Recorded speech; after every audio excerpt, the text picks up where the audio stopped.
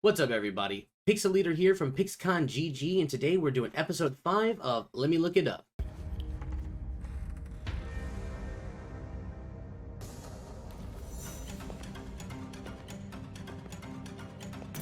I feel like a 90s Japanese cop, or is that like just like Japanese security, or like what they still look like nowadays?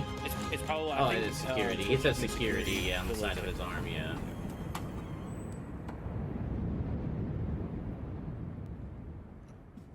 This room's supposed to have like a lot of like hints in it and stuff like that, to like the region and everything, but I didn't really pick up anything.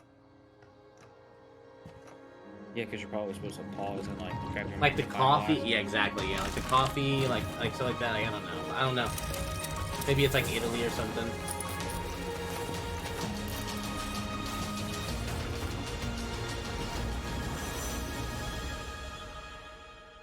But then we get gameplay. Yeah. Gameplay footage is not final.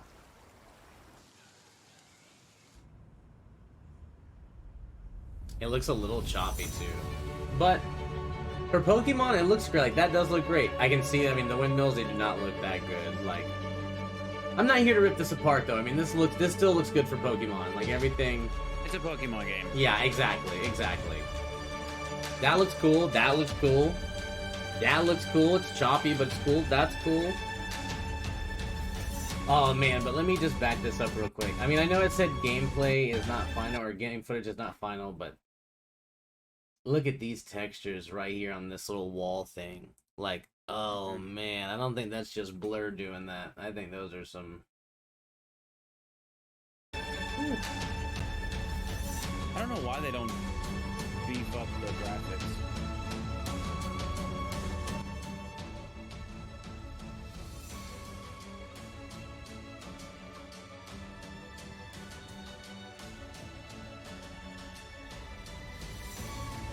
That looks really cool right there. Oh yeah. Like, everything looks very low res, but it still looks good for the most part. Like, I mean, I'm not a super graphics whore anyway. Like, are those, what were those unknowns on those? What is that? Over here, no, it's not an unknown. Aren't these unknowns? No. I don't know what that is. Momo, get out of here. Dung beetles. I don't know. I guess it's like the new Switch, the new white-on-white Switch, I guess, is coming out.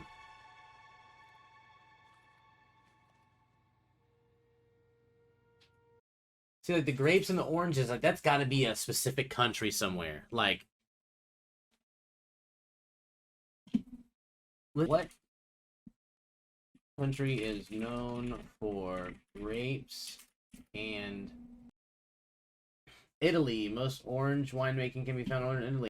And has there been an Italian game? Is Scarlet and Violet set in Italy? Oh, what is the new region in Pokemon Scarlet and Violet? Italy. There's a good chance the region could be based off of Italy. Boom, look at that. Look at that. That was pretty good.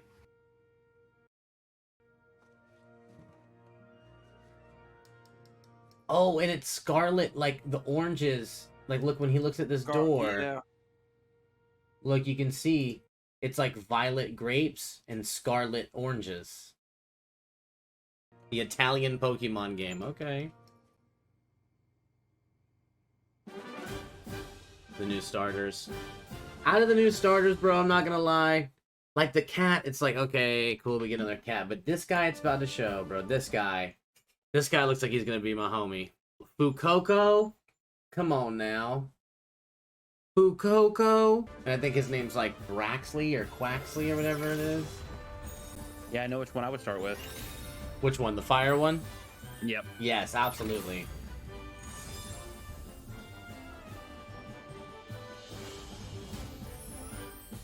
Releasing worldwide in late 2022, which is like... November. That's insane. Yeah, or October 15th. I'm calling it right now on video. But, it's just insane to me because it's like, we just got that Brilliant Diamond and Shining Pearl game. And then we just got this new Pokemon Legends Arceus game. And now in 2022, late, we're going to get Pokemon Scarlet and Violet. And dude, I really think it's damage control for that thing that's out right now called the Steam Deck. Have you seen those? Oh yeah, we forgot about those. It's like a little portable thing that looks like a Nintendo Switch, but it plays PC games. It plays like Steam game, PC games. Like we could be playing like that MMO game that we're playing. We could play it on that. You could. I want to say it runs Warzone. It runs all the big games. Warzone does not run off of Steam, but I want to say that the Steam Deck can still download external launcher games like Warzone that launches from the Blizzard launcher and play them. I'm positive. And I want to say it's just like a Windows device. It's like a portable Windows device. Let me Google that. Let me look it up. I don't want to get too off the key of Pokemon real quick, but is the Steam Deck Windows? The Steam Deck uses Valve's Steam OS operating system, which is based on Arch Linux, which is the Proton software compatibility layer to run Windows games.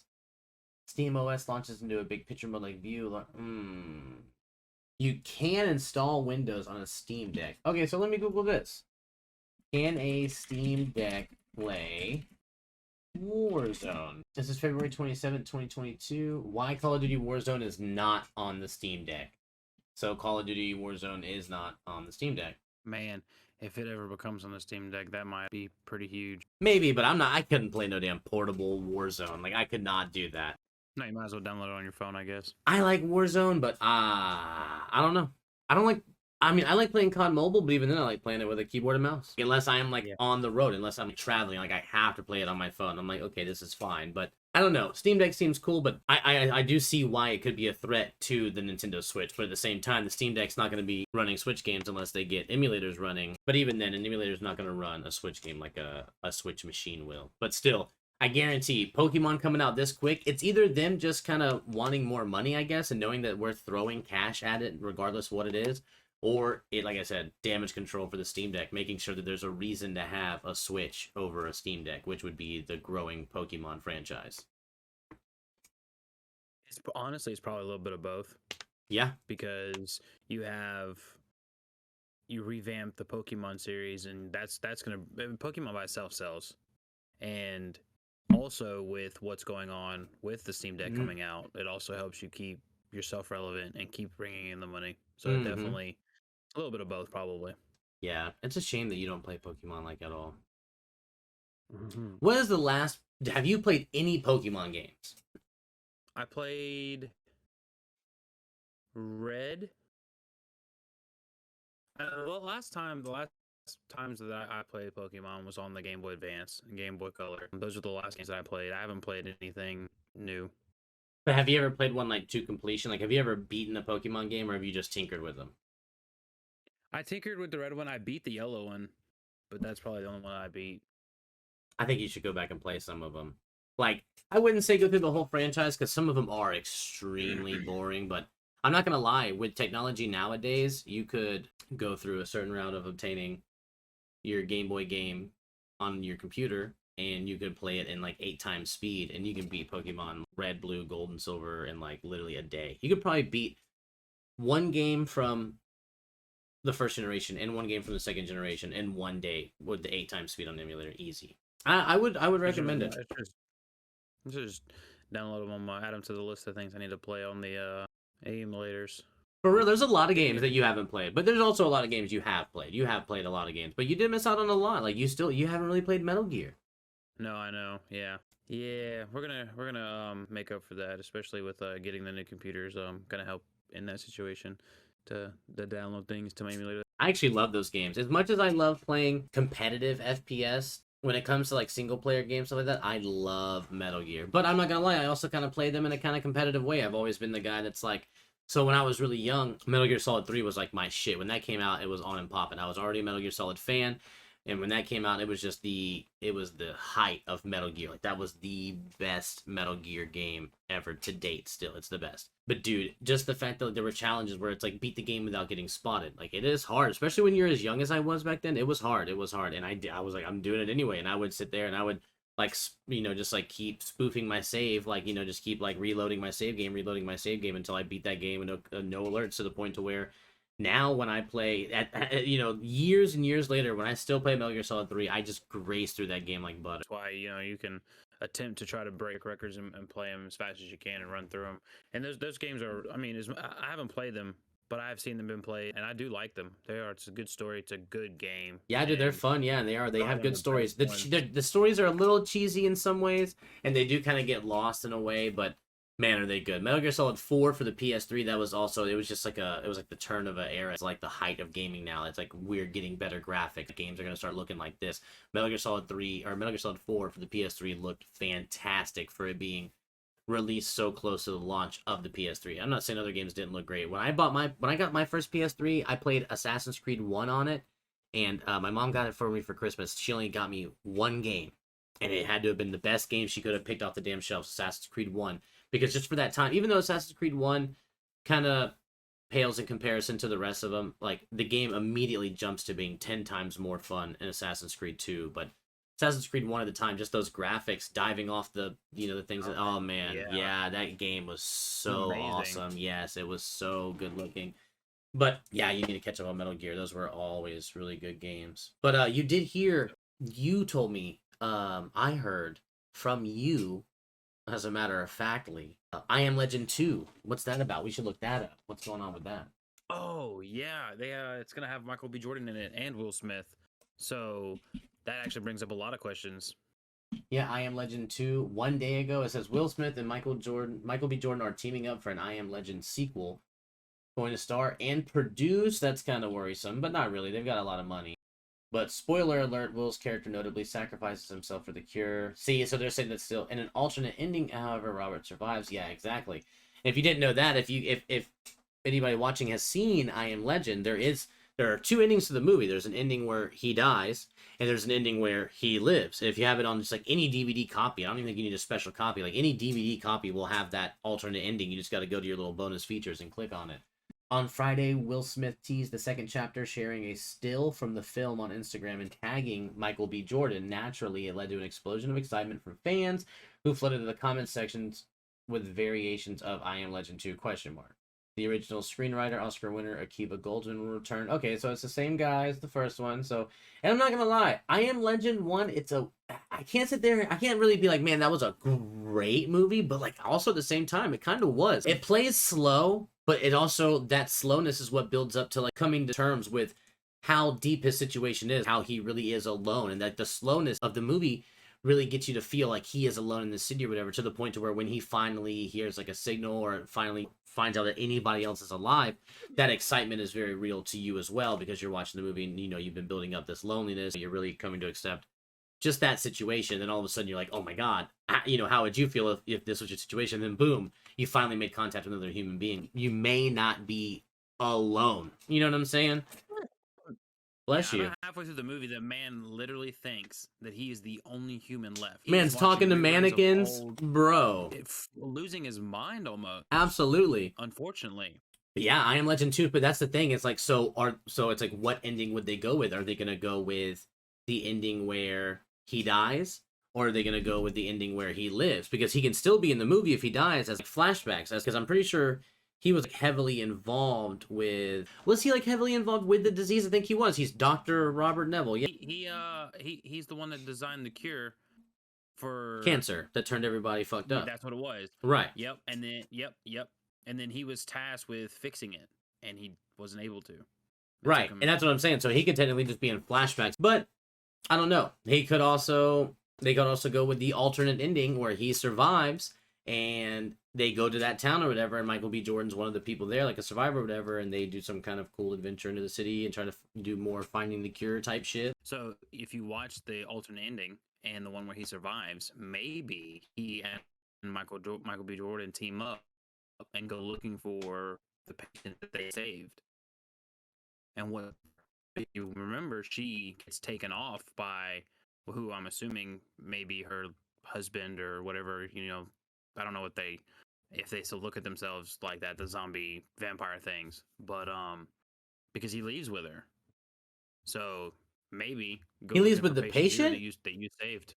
Oh yeah, he picks her up and walks out. And then it cuts to him in the car driving off. That's the alternate ending? The city.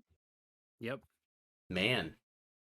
I haven't seen it in a while. Yeah. I knew of its existence, because I've seen it. I have it on DVD, but Man, I'm gonna have to go back and rewatch the whole movie, watch both endings, and I'm just gonna have to get hyped for it because, like I said, I Am Legend is not. Oh my god! Like I don't think I'd have a poster for it in my room, but it was definitely a good enough movie to where I'm kind of hyped for the sequel. Yeah, and what sucks though is I know that there are fans out there of like the book and stuff like that who weren't fans of the movie, so they're probably seeing this. Oh my god, no more Will Smith I Am Legend, but I mean, I read the graphic novel. I've never read the book. I don't even know if it is a book or if it is just a graphic novel, but I did read the graphic novel. And I mean, it was pretty cool too, like the way the zombies were. They were more vampires than zombies, kind of.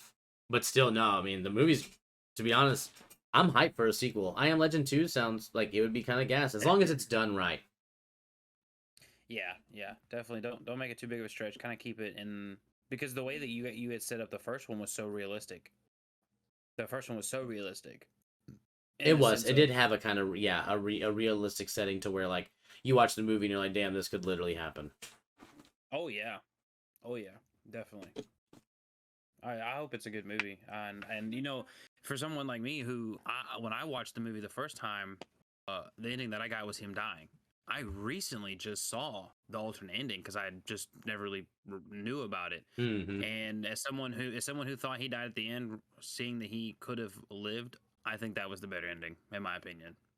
Leads into more of an opportunity to make a second one. And I wonder if when they were coming out with the movie, they weren't sure about doing a second one, so they changed the ending, put both out, and was like, if we want to revisit this project, we will. If not, then there it is. I don't know. Yeah. I don't know.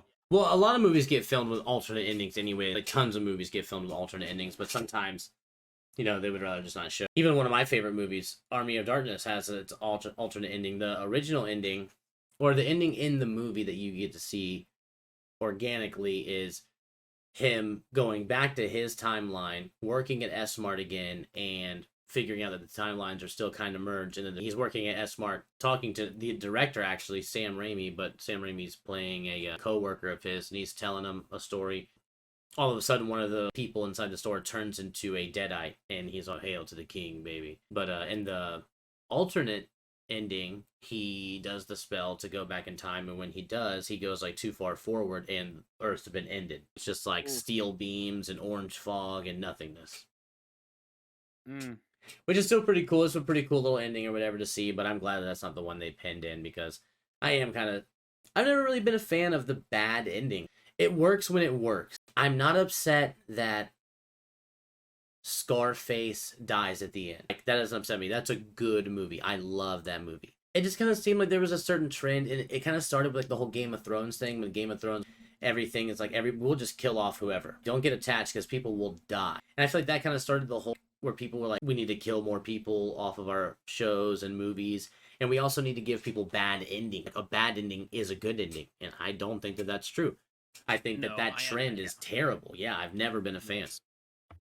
I always liked, especially the way cinema has been through our generation and coming up watching movies, that you couldn't always tell how the ending was going to go, but when the ending fit for the person to die or the ending to be like not a happy ending, that it was in there perfectly. Scarface is a prime example. If you thought that man was going to survive at the end of that movie with everything that had happened, yeah, survived so much. Had he lived through the shootout, it would have probably ruined the movie. It would have been like, this is a good movie all the way up until the end, where he kills 1,000 Colombians and walks out scot-free. You know what I'm saying? Like, exactly. Yeah, it was him versus army. I love how they did it. He killed a bunch of people, went out in a gun, blazing guns, and ended it the way that it would have ended. Because if it didn't end that way, it would have ended in a shootout with someone else. That's just how that whole movie went. Which again is, if you have not seen that movie, oh my god, you're doing yourself a disservice. If you've never seen Scarface, then I don't even know why you're here right now. But, dude, the video game, I am a fan of that though. In the video game, because video games aren't movies. Movies are supposed to be a little bit more realistic when they're supposed to be realistic. If a movie's tied to reality, you have to keep it tied to reality. You really don't want to rip it away from that. You don't want to sever that tie to reality. But a video game is the perfect opportunity to do that. So in Scarface, the video game, the way the game is you start the game at the end of the movie, but you live. You make it out, you make it to a little itty bitty safe house shack, and everything's been taken from you. You have to buy your house back from the cops because it's been seized, because they pretty much seized it after the whole Colombian attack or whatever. and then you have to slowly work your way back up and grow your empire back, and you can have assets like Tony Montana Records, a dealership like a car dealership, like all kinds of different fronts. You start off peddling small amounts, and then you start getting like large amounts of product. It's a really good game, and it's got a really good aspect to it. To be honest, Scarface was probably the PS2's best GTA, especially.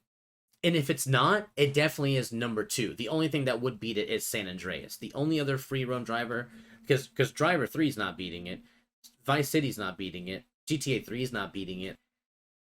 Scarface was a really good GTA-like game, free roam, mission-based shooter game. It was, oh man, if you haven't played that game, Walter, that's a game you need to play. The Scarface game is really good.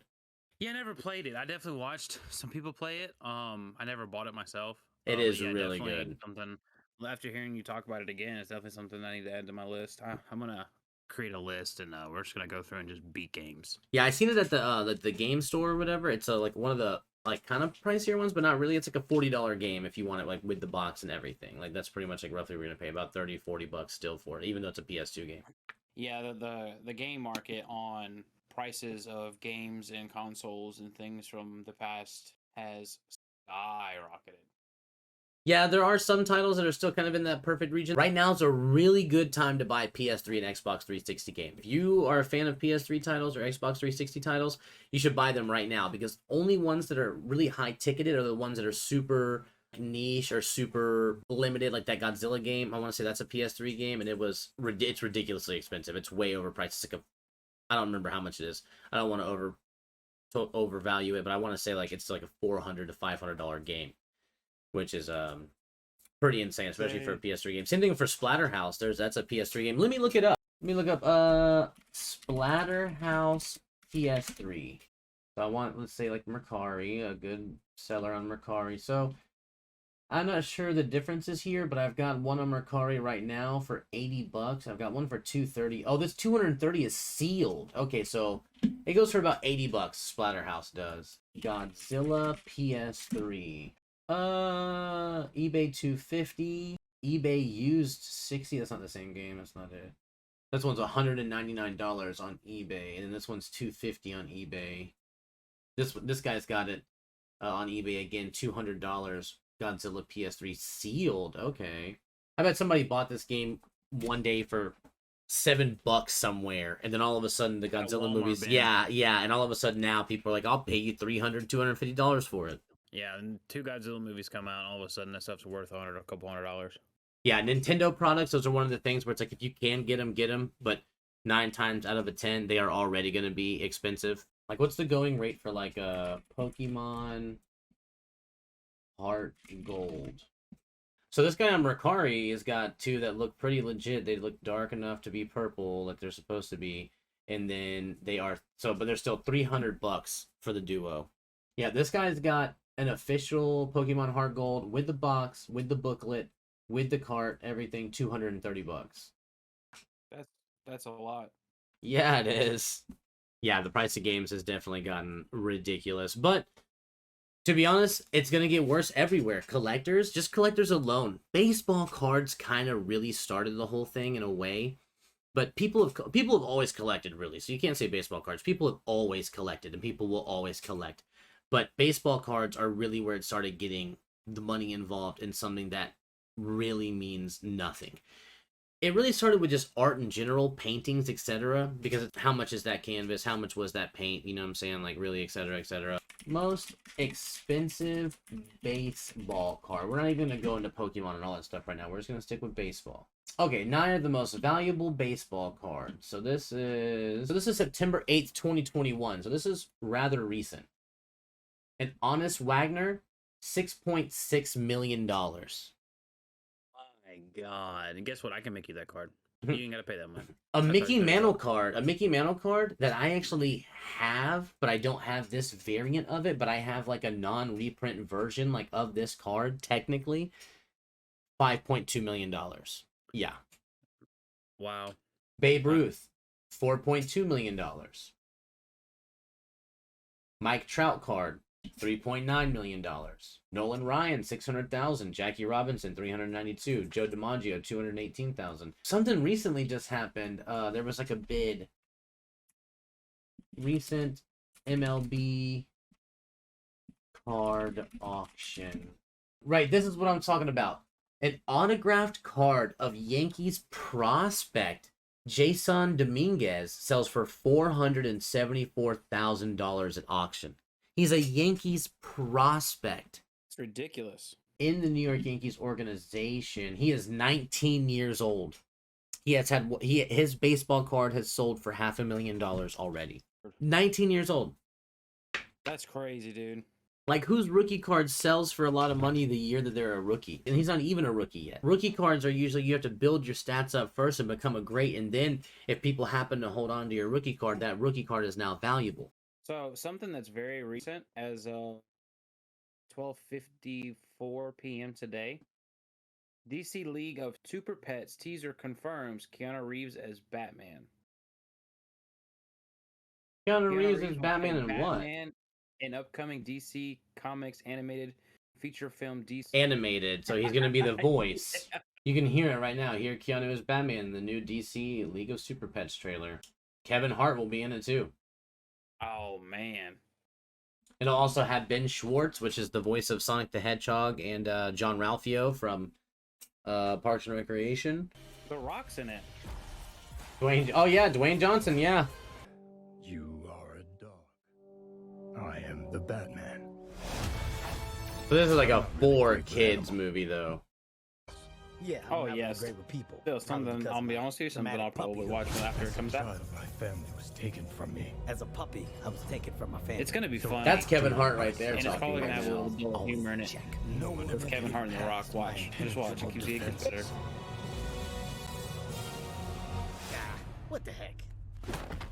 That can't be sanitary. Every day, me and Soups hang out. Superman's dog is Technically, he flies. The Rock. The Rock. Yeah. Batman works alone, except for Robin and Alfred, Commissioner Gordon, my IT crew, whoever Morgan Freeman played. What do I have here? Squeezy Bruce! Squeezy what? Squeezy Bruce. That better be a licensed toy or I will freak out. That was pretty cool. I mean, that's probably something I'd watch. But it's something I'm gonna rush to like any theater to watch, you know what I mean? Oh, no. Just thought it was pretty cool. Yeah, that is pretty funny though. Keanu Reeves. I mean, those are three amazing people too. The Rock, Kevin Hart, that's an amazing duo. Then throw Keanu Reeves in there. Fuck, bro. How can it be bad? Exactly. Riddle me this, riddle me that, man. That's a good cast. That is. Keanu Reeves, movies. Let's see what else he's gonna be in. IMDb. He's gonna be in something called Berserk that's in pre-production. I'm not sure what this is. It's like Keanu Reeves as like himself in a comic book. A comic book series created and written by Keanu Reeves and Matt Kent and drawn by Ron Garney. The comic follows an immortal warrior known as the Berserker as he fights his way through the ages. The first issue of the 12-issue limited series was published on March 3rd, 2021. So apparently he's making a movie for his comic book. Okay. That does seem pretty cool. Is it gonna be like an anime movie? I'm not sure. It's like kind of like the. On the IMDb, it didn't have any credits whatsoever. It just said it was like on the top of his list, like way later, like not even filming yet, and it just said Berserker at the top with no date at all. You know how they should do it? Kind of like the Mortal Kombat movie. What do you mean? The animated comic or Mortal Kombat. Oh movie yeah, like Scorpion's Revenge. Yeah. Oh my god, dude. Oh yeah. I'm hyped that they're doing more Mortal Kombat movies, but I wish that they would also just do more Mortal Kombat WB animated movies. Please do. Please don't stop. Every Well, time, you know what you should do? Do exactly what you did. Every time another one comes out, you make another one. Mm-hmm. 'Cause they're Absolutely. good. So what did Very we good. talk about today? We talked about a little bit of Pokemon. We talked a little bit about I Am Legend. We talked about baseball cards. We talked about Keanu Reeves, Berserker, and the new DC movie coming out. DC Pets or something. Super Pets of the DC something or another. Yeah, Super Pets. DC Super Pets. DC something Super like that. Pets. Superhero Yeah, Pets. superhero pets. Those are some words that are in the title of the movie that we're describing. So So I don't know which ones you're gonna have to pick and choose. yeah, but I mean, it's a yeah, good one. we're close. I know that. And we're not too far in off. the range. Yeah, Wow. but yeah, I think that's it. I think we're gonna call it. I think that's been episode 5 of Let Me Look It Up. Everybody stay safe and tell somebody you love them.